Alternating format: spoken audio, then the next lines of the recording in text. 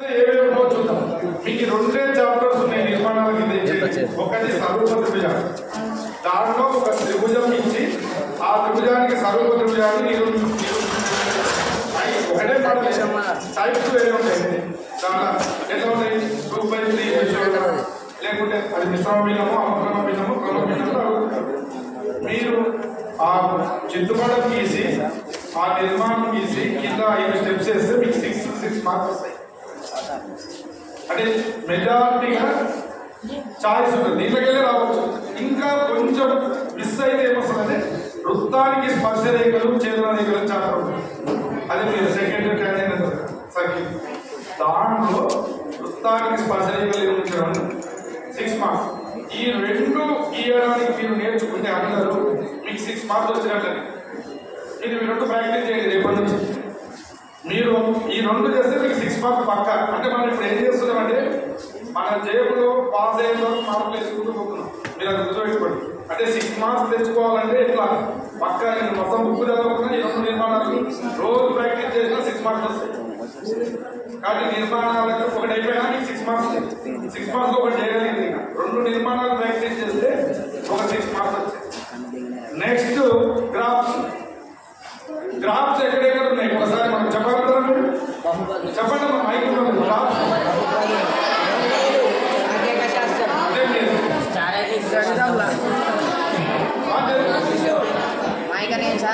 అమ్మాయి చెప్పమ్మా, చెప్పండి. అంటే తెలుగు మీద ఉంటారు కానీ బహుపదులు. Okay, very good. Pair of linear equations అంటే రెండు చక్రాలలో రేఖీయ సమీకరణాలు. Next statistics. Very good. అంటే మీకు ఒక యాప్ ఉంది గ్రాఫ్. అంటే మీరు బహుపదులకు వెళ్ళి గ్రాఫ్ ఖచ్చితంగా నేర్చుకోండి. అంటే పేపర్ ఎవల్యూషన్ చేస్తున్నప్పుడు చెప్తా, అది చెప్పినప్పుడు మీకు క్లియర్గా చేయాలన్నమాట. కానీ గ్రాఫ్ బహుపదుల్లో ఒకటి వస్తుంది. ఒకవేళ అది మిస్ అయితే మనం ఎట్లా చూసుకుంటామంటే ఏమన్నా గత సంవత్సరం ప్రశ్న పత్రాలు చూసుకున్నప్పుడు మన సప్లిమెంటరీకి ఒక గ్రాఫ్ వచ్చిందనుకో ఈ యాన్యువల్కి మార్చడానికి అవకాశం ఉంటుంది. కాబట్టి నెక్స్ట్ మీరు ఏదైనా చూసుకోవాలో 2 చిరకాసులు ఆ గ్రాఫ్ ప్రాక్టీస్ చేయాలి. ఇంకా నెక్స్ట్ ఇంకోటి ఏమిటి ఓజీ ఒక ఆరోహణ సంచిత పడుకునే ఒక అవరోహణ సంచిత పడుకునే ఈ అంటే 3 టైప్స్ ఆఫ్ గ్రాఫ్స్ మీరు ప్రాక్టీస్ చేస్తే 6 మార్క్స్. అంటే ఇవి రెండు నేను నిర్మాణాలు 12 మార్కులు వచ్చినాయి. ఇవి రెండు పర్ఫెక్ట్ చేస్తే మీరు మొత్తం బుక్ అంతా మార్చి ఇచ్చినప్పుడు బేసిక్స్ సమంగా లేని పిల్లలు చేయలేదు. గ్యారెంటీ వచ్చి పర్ఫెక్ట్గా ప్రాక్టీస్ చేయొచ్చు. ఇవి చేస్తే చాలు మీరు పాస్ అని వస్తుంది. అంటే ఏమైంది మనకు 12 మార్కులు 28 పాస్ కావాలి. 12 మార్కులు ఇప్పటికే వచ్చేసి నెక్స్ట్ ఇంకా ఈజీ చెప్తా. ఇప్పుడు మనం 15% 80లో 15% ఎంత చెప్పండి? 12 మార్కులు వచ్చిన అర్థమైనా? 80 మార్కులకి 12 మార్కులు దాని కింద వచ్చింది. ఇంకా అది పక్క పెట్టని చిన్న అడుగుతాడు. అది తర్వాత ఆబ్జెక్ట్ ఎలిమెంట్లో ఏమడుగుతాడంటే ఈ ప్రాతినిధ్య ఒక గ్రాఫ్ ఇచ్చి మీరు చూసిన ఆబ్జెక్ట్ ఎలిమెంట్లో ఇది బహుపదుల ఇది ఇస్తాడు.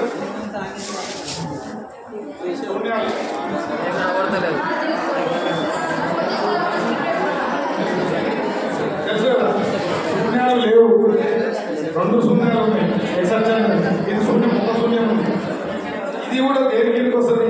లాస్ట్ చెప్పాక ప్రాతినిధ్య పత్రిక దృష్టిగా దాని కిందకి వస్తుంది. ఆల్రెడీ 12 మార్కులు ఇట్లాంటి ఒక ఆబ్జెక్ట్ ఎక్కడ ఒకటి ఇచ్చి 1 మార్క్ 2 మార్క్స్ ఒకటి ఇస్తే మీరు త్రికోణానికి అనుమతున్నారు కదా. ట్రిగ్నామెట్రీ అప్లికేషన్ ఆఫ్ ట్రిగ్నామెట్రీ ఉంది కదా, దాంట్లో ఫస్ట్ ఎక్సర్సైజ్ లో మీరు ఏం చేస్తారంటే పటానికి ఇస్తున్నారు. ఒక మనకు డాటా ఇస్తే డాటాకు తగినంత మనం ఏం చేస్తాము పటాలకు ఇస్తాం. మీరు అదే కదా చాప్టర్ మొత్తం ఒక చెట్టు ఎదురు కనుక్కోవడం ఇష్టమనే కదా, దానికి ఏం చేస్తాము పటాలకు ఇస్తాం. ఆ పటం తీసేది కూడా 2 మార్క్స్ కంటాడుకోవచ్చు. అయితే 15 మార్క్స్ 12 మార్క్స్ కవర్ అయిపోతుంది. కాబట్టి చాలా ఈజీగా మనం చేయగలిగినవి అందరూ చేయగలిగినది నిర్మాణం. గ్రాఫ్ లో పట్టికలు వేసుకొని ఒక పద్ధతి మీద ప్రాక్టీస్ చేస్తే ఈజీ వస్తాయి. అవి ఏమంటే మీ మ్యాథ్స్ టీచర్ ఉంటారు కదా, మీకు హాస్టల్లో చెప్పిన పిల్లలకి స్కూల్లో వాళ్ళకు స్పెషల్గా దీని మీద ఫోకస్ చేసి నేర్పించుకుంటాం. ఈ సెషన్లో వీలు కాదు. నెక్స్ట్ మీరు అందరూ విజయ మార్కులు తెచ్చుకునేది ఏదన్నా ఉందంటే అనుసంధానం అని చేసే వ్యక్తపరచడం అనే విద్యా ప్రమాణం. ఏమి వ్యక్తపరచడం అంటే గణితంలో వ్యక్తపరచడం అంటే సూత్రంలో ఉన్న ప్రతి అక్షరం సూత్రం రాసి సూత్రంలో ఉన్న ప్రతి అక్షరం ఏమని చెప్పగలడం, లేదా రాతపూర్వకంగా ఉన్న లెక్కని ఈక్వేషన్ మార్చగలిగేలాంటిది ఉంటుంది. మనం చూద్దాం. సూత్రాలు ఇచ్చి అడిగేందుకు ఎక్కడెక్కడ అవకాశం ఉంది పక్కా గుర్తుపెట్టుకోండి. సాంఖ్యక శాస్త్రంలో ఉన్నటువంటి 3 సూత్రాలకు వెళ్ళి మీరు ఖచ్చితంగా నేర్చుకుంటే మీకు 4 మార్కులు వస్తాయి. ఏమి 3 సూత్రాలు? బహుళకం, మధ్యకం, అంకమధ్యంలో 3 ఉంటాయి. ప్రత్యక్ష పద్ధతి, ప్రత్యక్షం అంటే అపోజిట్. ప్రత్యక్ష పద్ధతి, విచరణ పద్ధతి, సంక్షిప్త విచరణ లేదా సోపాన విచరణ పద్ధతి. మీరు డెవియేషన్ అంటే కదా ఇంగ్లీష్. నేను ఎక్కువ తెలుగు మీడియం పిల్లలు దృష్టిలో పెట్టుకొని చెప్తున్నా. మీకు ఏమన్నా అటు ఇటు ఉంటే అడిగితే నేను చెప్తాను. కాబట్టి ఈ 3 సూత్రాలు పక్కా నేర్చుకుని ఫస్ట్ క్వశ్చన్ ఆన్సర్ అదే అది ఆటోకే. మీరు అది 2వ పార్ట్ ఏలో మనం సెక్షన్ 1 సెక్షన్ 2లో సూత్రం వచ్చి 4 మార్కుల క్వశ్చన్ వచ్చిందంటే ఫస్ట్ అదే రాయాలి. ఎప్పుడన్నా ఎవల్యూషన్ చేసినప్పుడు టీచర్కి ఒక మంచి క్రియేట్ చేయాలి. ఇచ్చిన 3-4 క్వశ్చన్స్ చాలా పర్ఫెక్ట్గా నీట్గా రాస్తే తర్వాత తప్పకపోయినా ఓవర్లో మార్కులు వేస్తుంటారు. నువ్వు రాసిన ఫస్ట్ 2 తప్పులు రాస్తారనుకో నీ మీద మంచి అభిప్రాయం టీచర్ ఉండదు విద్య వాళ్ళకి. కాబట్టి ఈసారి కూడా మీరు బహుళకము మధ్య ఇప్పుడు ఎవరైనా చెప్పగలుగుతారా? బహుళకం సూత్రం చెప్పండి. బహుళకం సూత్రం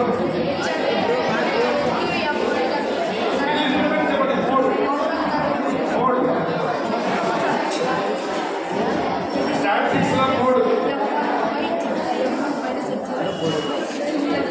లేదు. మీరే చెప్పండి.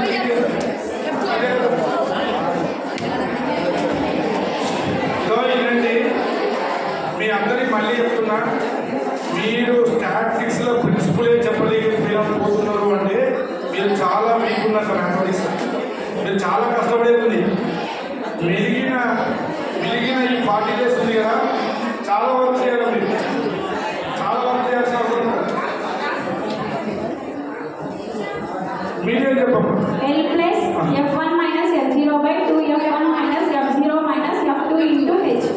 ఏం చెప్పినాం? ఏ సూత్రం చెప్పాం? Very good. 3 చెప్పింది. మీరేం చెప్తావా? ఓకే 3 కదా. అమ్మాయి ప్రిన్సిపల్ చెప్పింది కదా, దాంట్లో ఎల్ రిప్రజెంటేషన్ ఏం చేస్తారు చెప్పు. ఎక్స్ప్లెయిన్ చేయండి. లోయర్ బాండ్ నోడ్ క్లాస్ అది క్లియర్గా రాయాలి. లోయర్ బాండ్ మోడ్ బహుళకము తరగతి యొక్క దిగువ అంత స్పష్టంగా రాయాలి. మనము బహుళకం సూత్రం రాసి మధ్య తరగతి దిగువ అంటే వస్తుంది. ఇదేటప్పుడు తెలుసు మీకు తెలియదు. మీరు బయటకు వచ్చి మీ వార్డెన్ మీద సరిగా మేడం మొత్తం రాసిన మేడం చెప్తారు. ఎవల్యూషన్ చేస్తుంటే తెలుస్తుంది మీరు ఎక్కడ చేస్తారు. మీరు ఇంటున్నారా బాబు పైన? మీకు చాలా ఇంపార్టెంట్. స్టాటిస్టిక్స్ లో ఉన్నటువంటి 3 మీడియం, మోడ్ అండ్ మీన్ అంటే అంకమధ్యం సగటు లేదా సరాసరి లేదా అది ప్రత్యక్ష పద్ధతి. X bar equal sigma FI XI by sigma FI లేదా X bar equal A plus sigma FI DI by sigma FI PS లేదా A ప్లస్ సంఖ్య సోపాన పద్ధతి చెప్పండి. A plus sigma FI UI by sigma FI H. దీని UI అంటే విచలనం, SI minus D, H అంటే class interval. క్లియర్గా రాయాల. తరగతి పొడవు, తరగతి ఎత్తు, తరగతి అంతరము. ఏ బాబు కూర్చోండి. ఇప్పుడు ఒకటి ఏమంటే ఇంగ్లీష్ మీడియం పిల్లలు కొంచెం ఇంటెలిజెన్స్ ఉండదు తెలుగు మీడియం పిల్లల కన్నా. ఎందుకంటే వీళ్ళు ఇంటెలిజెంట్ అని కాదు, ఆల్రెడీ ఇంగ్లీష్ మీడియం చదువుతున్నారు. అంటే 1 నుంచి 5 వరకు ప్రైవేట్ స్కూళ్ళను ఆన్ చేసి బేసిక్స్ బాగా వచ్చి ఇక్కడ కొంచెం ఫీజులు కట్టలేక కొంతమంది పిల్లలు 8, 9 వచ్చి బేసిక్స్ బాగుంటాయి. వచ్చిన ఇబ్బందులు ఏమిటంటే తెలుగు మీడియం పిల్లలతో చాలా ఇబ్బంది ఉంటుంది. వాళ్ళ పాపము ఈ హాస్టల్లోకి వచ్చేంత వరకు వాళ్ళు బడిపైగా ఉండి ఒక రోజు బడికి వచ్చి ఒక రోజు రాక ఆబ్సెన్స్ అయ్యి పేరెంట్స్ సిచ్యువేషన్ హాస్టల్ వచ్చిన తర్వాత రెగ్యులర్ ఉంటుంది స్కూల్కి. దాని ఇంకోటి అన్ని సబ్జెక్టుల కన్నా మ్యాథమెటిక్స్ ఒక్క క్లాస్ మిస్ అయితే నెక్స్ట్ క్లాస్ అర్థం కాదు. మీరు హాస్టల్కి చేయించినారంటే 3 రోజులు ముందర 3 రోజుల తర్వాత వస్తుంది. ఆ చాప్టరే పోతుంది కులజిన చాప్టర్. ఇది మీకు పెద్ద మైనస్ దాన్ని ఇప్పుడు అమ్మాయిలు చెప్పిండ్రు. మీరందరూ బాగా గుర్తుపెట్టుకోండి. సాంఘిక శాస్త్రంలో మనం ఏదైతే వ్యక్తపరచడము అనే ఒక విద్యా ప్రమాణం ఉందని చెప్పినా కదా అక్కడ దాని మీద మనకు 10% మార్కులు వస్తాయి. ఆ మార్కులు ఎక్కడికి వస్తాయంటే మెయిన్ సూత్రాలను విశదీకరించాలా. అది ఎక్కువ స్కోప్ ఏమైంది 10th క్లాస్ అంటే సాంఘిక శాస్త్రం శాస్త్రంలోనే ఎక్కువ. ఒకవేళ మీకు ఫిక్స్ చేయాలనుకుంటే ఇంకా మీరు గమనించాలా, ఏ చాప్టర్కి ఫుల్ వెయిటేజ్ లేదు. అన్ని చాప్టర్లు ఇవ్వలేదు పేపర్కి. ఒకప్పుడు ఉండేది గెట్ చేయండి ఎస్ లేదు. విద్యా ప్రమాణం గెట్ చేయొచ్చు కానీ చాప్టర్ గెట్ చేయలేదు. పలానా చాప్టర్లు 20 మార్కులు వస్తాయి లేదు. విద్యా ప్రమాణం పక్కన రాసించిన కదా 40% సమస్య సాధన 20% నిరూపించండి. ఇప్పుడు నిర్మాణాలు లేదు కదా అవి మారవు. ఎక్కడ మారవచ్చు కానీ మారవచ్చు. మీకు ఇప్పుడు వ్యక్తపరచడం కింద సూత్రం ఇచ్చి రాయండి. మనకు 3 చాప్టర్లలో ఎక్కువ స్టాటిస్టిక్స్ 4 క్లాసులు కట్టాలంటే సాంఘిక శాస్త్రం లెక్కలే పెట్టి సూత్రం రాసి ఒక్కొక్కటి. ఇంకా అడగాలనుకుంటే క్షేత్ర విధి సూత్రాలు ఏమడుతాడు అంటే మెన్సురేషన్ క్షేత్ర విధిలో సూత్రాలు. క్షేత్ర విధిలో మీకు తెలుసు కదా క్యూబాయిడ్, తర్వాత సిలిండర్, తర్వాత కోన్ అంటే తెలుగు శంకు, స్థూపం, గణం, సమగణం, గణము, దీర్ఘగణం, సమగణం, శంకు, తర్వాత గోళము, అర్థగోళం. ఈ సూత్రాలు వస్తూ ప్రతి పదాన్ని నువ్వు విశదీకరించాలి. ఇప్పుడు స్థూపం యొక్క ఘన పరిమాణం 5r² ఇచ్చారు. అంటే స్థూపం యొక్క ఘన పరిమాణం వాల్యూ 5r²h. అక్కడ 5 అంటే స్థిర సంఖ్య, r అంటే స్థూపం యొక్క భూవ్యాసార్థం అంటే నేరే రాయాల, h అంటే స్థూపం యొక్క ఎత్తు అని రాయగలిగితే మార్క్స్ ఇస్తాం. కాబట్టి దీని కింద ఇంకా ఎక్కడ ఉన్నాయి మన సూత్రాలు విశదీకరించారు. ప్రోగ్రెషన్ అంటే శ్రేణుల్లో 3 సూత్రాలు. ఒకటి అంక శ్రేణిలో ఏ పదాలు ఏ డి. ఇక్కడ ఏ అంటే మొదటి పదం అంక శ్రేణిలో, డి అంటే డిఫరెంట్ పదాలు సామాన్య ఎన్ అంటే ఎంత అంతే. మీరు దాంట్లోనే n పదాలు మొత్తం ఉంది. SN D. ఆ సూత్రంలో ఒక్కొక్క లెటర్ మీరు చెప్పాలి. నెక్స్ట్ ఇంకోటి ఏముంది జామెట్రికల్ ప్రోగ్రెషన్ అంటే గుణశ్రేణి. గుణశ్రేణి ఎన్నో పదం ఏ అంటే ఏ అంటే గుణశ్రేణిలో మొదటి పదం ఆర్ అంటే సామాన్య నిష్పత్తి కామన్ దాంట్లో ఏంటంటే చెప్పగలిగితే చాలు దీని మీద మార్పు వస్తుంది. కానీ సూత్రాలు నేర్చుకుని ఒక్కొక్క పదాన్ని నువ్వు విశదీకరించగలిగితే నీకు 10 మార్కులు వస్తాయి. ఇవి దీనికి బేసిక్ ఏమవుతుంది అంటున్నా నేను. మీరు అర్థం చేసుకున్నారా? దీనికి నేను 6వ తరగతి పనికి రాలేదు, 7వ తరగతి పనికి రాలేదు, నేను 4వ 10వ తరగతి ఇంతవరకు వినలేదు అని కూడా ఇబ్బంది లేదు. ఇంతవరకు ఏమి వినని వాడు కూడా ఏమి చదవని వాడు కూడా ఈ రోజు చెప్పినట్టు పోయి ఈ సూత్రాలు నేర్చుకుని విశ్లేషించి 2 డాక్టర్ నిర్మాణాలు చేసుకుంటే పాస్ అవుతుంది. అక్కడ 12 వచ్చే ఇది ఒక 6 వచ్చాయి. ఇక ఈజీ చాప్టర్ లేదు. ఇక ఈజీ చాప్టర్ సంఖ్యావరం. మీకు అత్యంత సులభమైన చాప్టర్ ఏంటంటే సంఖ్యావరం, ప్రాబబిలిటీ. కానీ ప్రాబబిలిటీ ఈజీ కానీ బేసిక్స్ అవసరం. ఏం బేసిక్స్ అవసరం? నీకు ఈవెన్ నెంబర్స్ అదే సరి సంఖ్యలు తెలియాలి, ఏ సంఖ్యలు తెలియాలి, ప్రధాన సంఖ్యలు తెలియాలి, వర్గ సంఖ్యలు తెలియాలి. నీకు మన వాళ్ళు సంఖ్యావంతులు అదే సూత్రం బిఆర్బి అంటే ఒక గణన ఈవెన్ ఒక గణన సంఖ్యావత అంటే ఆ గణనకు అనుకూల పరివర్తనాల సంఖ్యపై మొత్తం మరి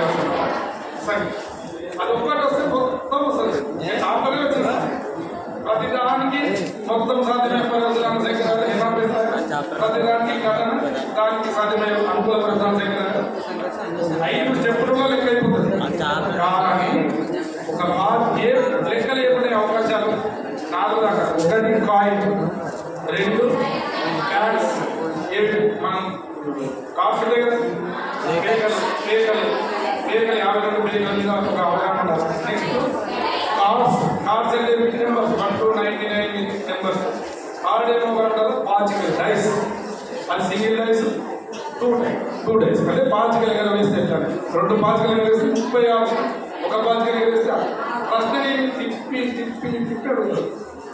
నువ్వు నేర్చుకున్నది ఒకటి కూడా లేదు. 1 పాచిక తొలగించినప్పుడు ప్రధాన సంఖ్య సంయోగం ప్రధాన సంఖ్య ఒక పాచిక తొలగించారు 2, 3, 5 అంటే ఆ 2, 3 క్లియర్ లెక్క వచ్చేసాయి. దాంట్లో మళ్ళా తీసుకుపోయి 1, 3, 5 రాసేందుకు బేసిక్ అంటే మీరు దీనికన్నా ముందర ఏం చేయాలంటే ప్రధాన సంఖ్యలు, సబ్ సంఖ్యలు, బేస్ సంఖ్యలు, సంయుక్త సంఖ్యలు, వర్గ సంఖ్యలు క్లారిటీగా ఉండాలా. ఇది ఒక సంభావ్యతల అర్థమైందా? సంభావ్యతల దేవసేనకి వెళ్ళి అనుకో మీకు క్లాస్ వచ్చిందా? బాగా ఫేక్ ఎన్ని ఉంటాయి 52, దాంట్లో బేస్ కాల్స్ ఎన్ని ఉంటాయి?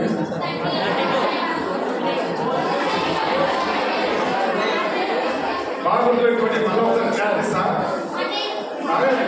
ఫేకలు 52 ఉంటే కళావరులు 13, డైమండ్ 13, ఆర్డీలు 13,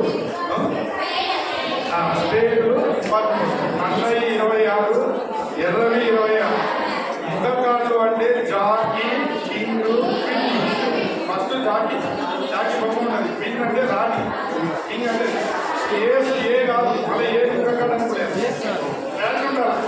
దానినే మీరు ప్రశ్నలు తిప్పి తిప్పాడు. ప్రశ్న చదవండి ఫస్ట్, సమస్య అనేది తర్వాత. ఫస్ట్ ప్రశ్న చదవండి. ఇది ఒక ఇక నెక్స్ట్ మీకు ఈజీ చాప్టర్లో ఒక్కొక్కటి చెప్పుకుంటూ వస్తుంది. సమితు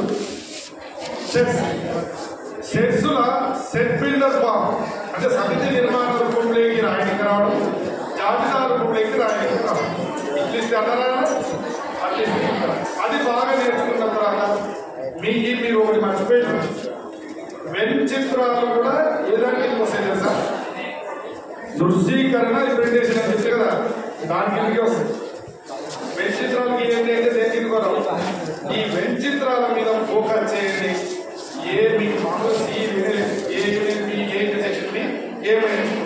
ఏబీల సమ్మేళనం, ఏబీల ఛేదనం, ఏబీల భేదం. ఇప్పుడు మీద మీరు పిలుపుకొచ్చి లెక్కలు చేయగలిగినారంటే సమితులు అంతా ఎస్టీ లేదు. కాబట్టి సమితులు ఎక్కడ పొరపాటు చేస్తారంటే సమితి నిర్మాణ రూపంగా దాన్ని డైరెక్ట్ అరటిపండు ఒలిచి మీ నోట్లో పెట్టాడు. మీరే ఒలుచుకోవాలి. మీరే ఒలుచుకోవాలంటే జాబితా రూపంలో లెక్క ఇయ్యాడు. సమితి నిర్మాణ రూపంలో ఇచ్చి మనకు సమితి నిర్మాణ రూపం అంటే ఈ చాప్టర్ కూడా చాలా ఈజీగా బేసిక్స్ అలా ప్రధాన సంఖ్యలు, సంయుక్త సంఖ్యలు, సరి సంఖ్యలు, బేస్ సంఖ్యలతో పాటు గుణిజాలు, కారణాంకాలు రావాలి. ఇప్పుడు 12 కారణాంకాలు చెప్పండి ఎవరు అంటే మీకు అందరికీ చెప్తున్నా. ఎందుకంటే అరే బాబు, ఇప్పుడు మీ హాస్టల్కి ఎవరైనా మ్యాథ్స్ టీచర్ చెప్పడానికి వస్తుంటే ఫస్ట్ ఈ బేసిక్స్ నేర్చుకోండి. ఒక 2 రోజులు పోతే పోనీ సంయుక్త సంఖ్యలు, సరి సంఖ్యలు, బేస్ సంఖ్యలు, వర్గ సంఖ్యలు అన్ని నేర్పించుకోండి. 2 రోజులు ప్రాక్టీస్ చేయండి. మీకు చెప్పలేదు. తర్వాత మీకు మైనస్ ప్లస్లు, ప్లస్లు మైనస్లు కూడా ఇంకా తీసేది, ఇంకా క్రాస్ మల్టిప్లికేషన్ నేర్చుకోండి. ఇవి నేర్చుకోకుండా మీరు లెక్కల్లో ముందర పోయే ప్రసక్తే లేదు. చేసినా మీ తప్ప ఒక లెక్క కూడా కరెక్ట్ రాదు. కాబట్టి మీరు ఇప్పుడు చెప్పండి అమ్మా, వాళ్ళకి ఏమో వాళ్ళకి తెలుగు మీద, వాళ్ళకి తెలుగు మీద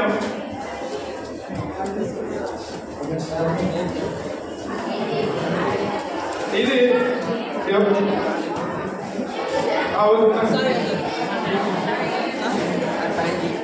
సరే ఉండండమ్మా.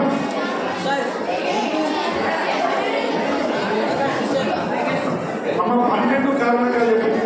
1, 2, 3, 4, 6, 12. Very good. 1, 2, 3, 4, 6 కారణాంకము అంటే మీరు దాన్ని ఇసి 1 12 12 నెక్స్ట్ 2 6 నెక్స్ట్ 3 4 నెక్స్ట్ గమనించండి 3 4 అయింది కదా, రివర్స్ అనేది 4 3 అట్లా అవుతుంది. అతి చిన్నది 1, అతి పెద్దది 12. అదే దానికంటే పెద్దది, వాటి మధ్యనే సెట్ అయింది. ఇవి జాగ్రత్తగా రాయాలంటే కారణాంకాలు గుణిజాలు రాయగలిగితే సబ్జెక్ట్ చాప్టర్ వచ్చేస్తారు. కానీ సబ్జెక్ట్ చాప్టర్లో ఏమేమి బాగా నేర్చుకోవాలి మీరు?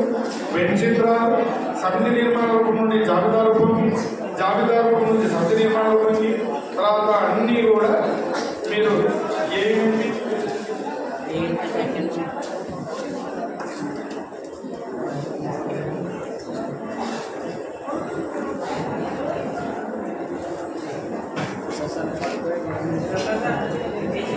ఓకే ఇక కూర్చోండి. ఇక నెక్స్ట్ ప్రోగ్రామ్ స్టార్ట్ అయితే మ్యాథమెటిక్స్ క్లాస్ కూడా అయిపోతుంది. స్పీడప్ చేయమన్నారు. ఇక మీరు ఫస్ట్ చాప్టర్ నుంచి 14 చాప్టర్లో మెయిన్ చెప్తా ఒకటి చూసుకోండి. ఫస్ట్ చాప్టర్లో యూక్లిడ్ భాగాలు విశేషం ఉంది కదా, దానికి వెళ్ళి కాసాబా అడగడానికి 2 మార్కులకు అవకాశం ఉంటుంది. తర్వాత కాసాబా ప్రధాన కారణాలు ఉంటుంది కదా, దాంట్లో అడగడానికి ఉంటుంది. మీరందరూ బాగా గుర్తుపెట్టుకోండి.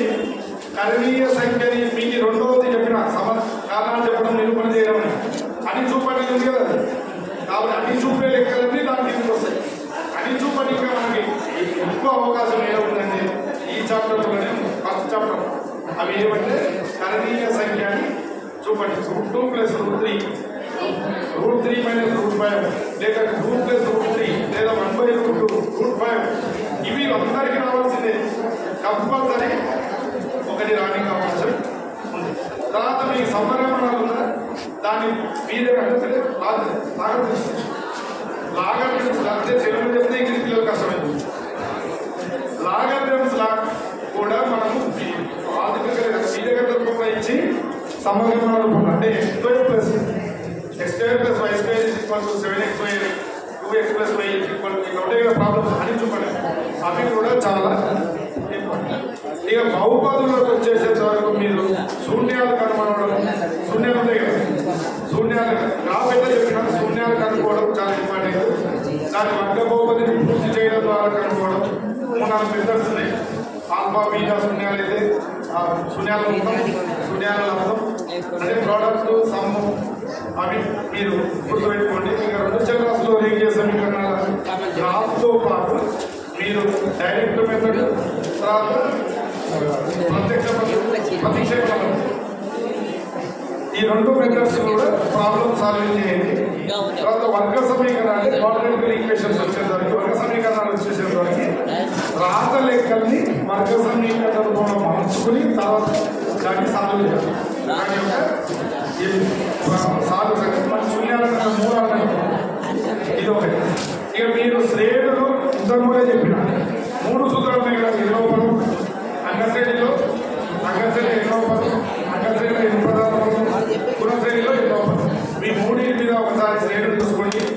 నెక్స్ట్ వచ్చేసినట్లయితే శ్రేణులు అయిన తర్వాత సర్వపద భుజాల ప్రాథమిక అనుపాత సిద్ధాంతం మీద, తర్వాత నిష్పత్తులు ఉంటాయి, వైశాల్యాల నిష్పత్తుల మీద సర్వపద భుజాలు.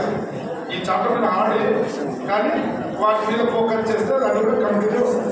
ఇక వృత్తానికి స్పర్శరేఖలు చేయడం రేఖలు అనే చాప్టర్ అంటే ట్యాంజెంట్ సెకండ్, మీరు అందరూ కూడా సెకండ్ లెంత్ ట్యాంజెంట్ అంటే స్పర్శరేఖ పొడవుగా దాని మీద ఒక 2 మార్క్స్ లెక్క వస్తుంది.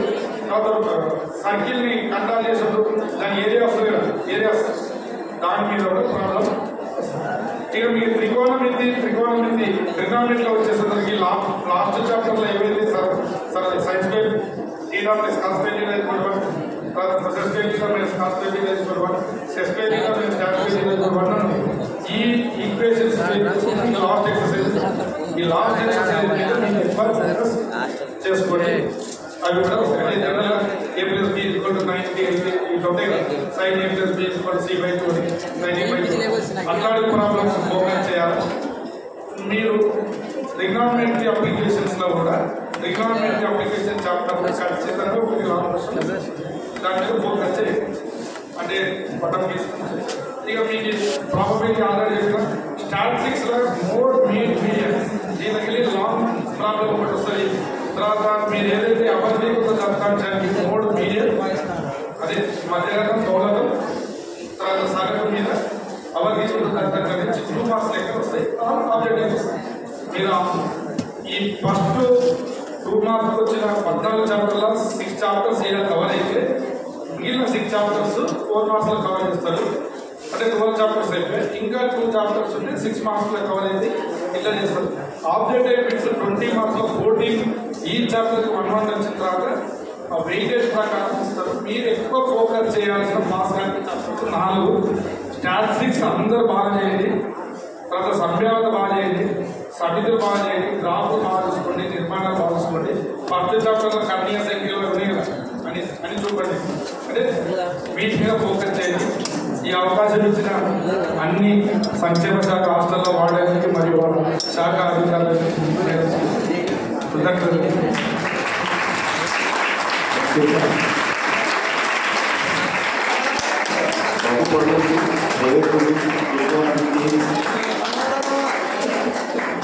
గ్రాఫ్లకు సంబంధించి మీరు బాగా గమనిస్తే అన్ని మార్క్స్ ఓరియంటెడ్ చాప్టర్సే సార్ కవర్ చేసారు.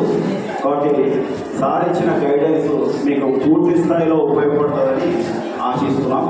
అలాగే మన హాస్టల్స్లో మనం క్లాసులు చెప్పే క్రమంలో మీకు చాలా చాలా ఇంపార్టెంట్గా కొన్ని విషయాలు మేము చెప్తూ వస్తుంటాం. అవి కూడా మరొకసారి ఈ వేదిక ముఖంగా మీకు తెలియజేసుకుంటున్నాం. మీరు గణితంలో మంచి రాణింపు చేయాలంటే 2 పద్ధతులు పాటించాలి. అది మీకు మాటిని చెప్తూ ఉంటాం. ఒకటి శ్రద్ధగా వినడం, రెండవది చతుర్విధ ప్రక్రియలను బాగా అధ్యయనం చేసుకోవడం, బాగా తయారవడం.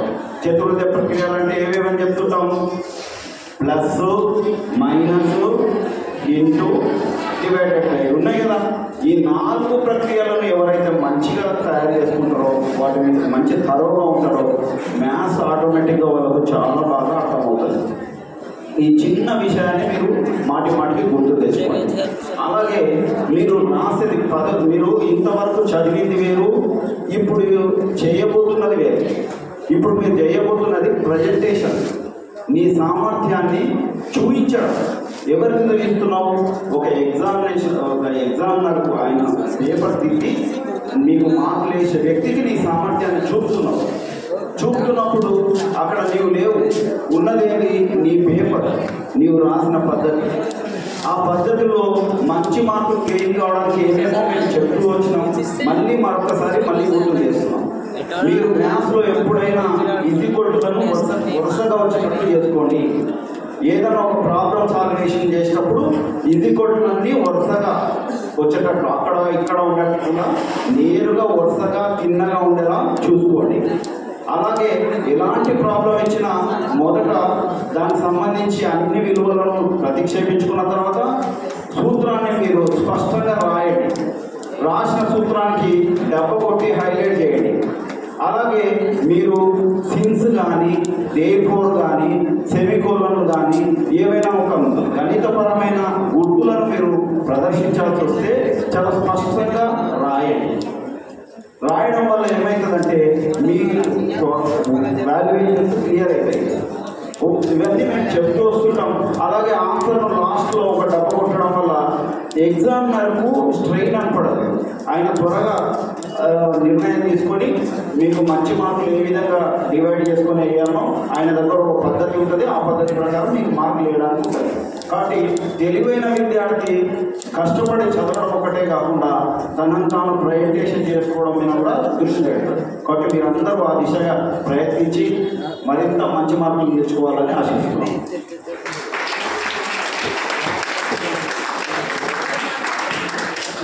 ఇప్పుడు మనం కార్యక్రమాన్ని స్టార్ట్ చేసుకుందాం. మనం జోగులాంబ గద్వాల జిల్లా వ్యాప్తంగా ఎస్సీ, ఎస్టీ మరియు బీసీ వసతి గృహాలకు సంబంధించి ఈ 10వ తరగతి విద్యార్థులకు మంచి మార్కులు తేవడం ఎలా అనే విషయంలో మనం వాళ్ళను సరైన రీతిలో ప్రేరేపించి వాళ్ళకు మార్గనిర్దేశకత్వం ఇవ్వడానికి అధికారులయుతంగా మరియు ఉపాధ్యాయులతో సహితంగా మీ అందరికీ ఈ ప్రోగ్రాంను కండక్ట్ చేసి మీరు పరీక్షలో మంచి సన్నద్ధత రావడానికి ఇదంతా ఉపయోగితమవుతుందని ఏర్పాటు చేస్తున్నారు. కాబట్టి ప్రభుత్వ ఉద్దేశాన్ని గమనించి ఈ కార్యక్రమాన్ని మరింత ముందుకు తీసుకుపోవడానికి ముందుగా జోగులాంబ గద్వాల జిల్లా వసతి గృహ సంక్షేమాధికారుల ఫోరం గౌరవాధ్యక్షులు జయరాం నాయక్ సార్ గారి వేదికపైకి రావాల్సిందిగా కోరుతున్నాం. అలాగే వసతి గృహ అధికారుల ఫోరం అధ్యక్ష కార్యదర్శులు వికాస మేడం మరియు ప్రమీల మేడం కూడా వేదికపైకి రావాల్సిందిగా కోరుతున్నాం. జోగులాంబ గద్వాల వ్యక్తిగత సంక్షేమాల అసోసియేట్ అధ్యక్షులు కృష్ణ గారు కృష్ణ గారు ఎక్కడున్నా వేదిక పైన రావాల్సిందిగా కోరుతున్నాం. అలాగే వేదిక ముందున్న అందరి ఇష్టంలో వీలైనంత వరకు వేదిక పైకి రావాల్సిందిగా అందరినీ ఆహ్వానిస్తున్నాం.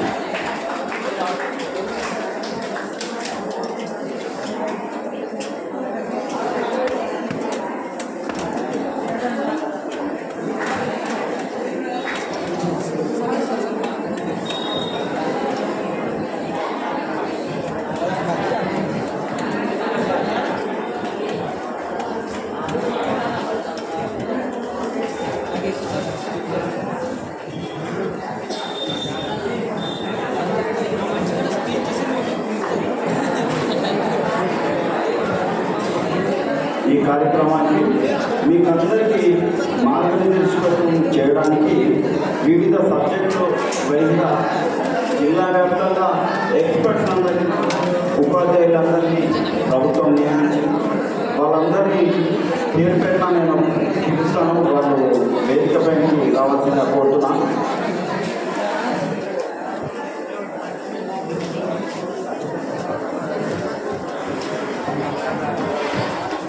దయచేసి మన జిల్లా అధికారుల సూచన మేరకు నేను ఒక విషయం చెప్తున్నాను. దయచేసి అందరూ వసతిగృహ సంక్షేమాధికారులు ఎస్డబ్ల్యూలు అందరూ వేదిక పైకి రావాల్సిందిగా అధికారులు కోరుతున్నారు. అందరూ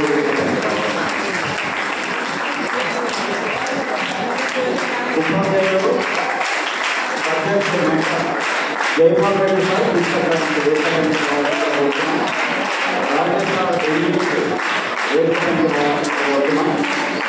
వెంకటేష్ మాస్టర్ వేదికగా కోరుతున్నాం. మేడం మేడం హిందీ మేడం వేదికగా కోరుతున్నాం. అలాగే ఎల్లపాంత బయోమెట్రిక్ వేదికగా